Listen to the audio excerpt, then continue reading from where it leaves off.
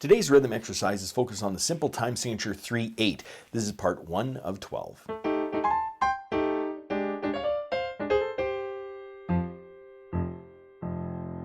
Welcome to my studio. Bach To Basics is channels where you can find videos to further your music studies.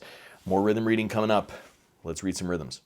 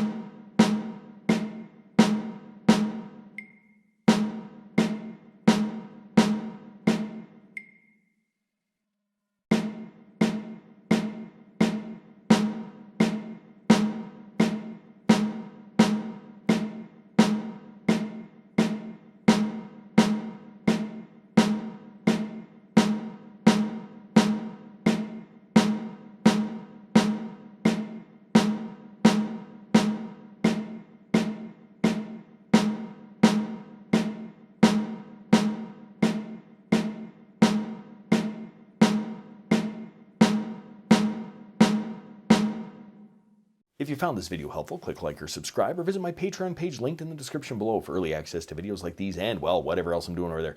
Thanks for watching. I'm just a music teacher having fun. Catch you on the next one.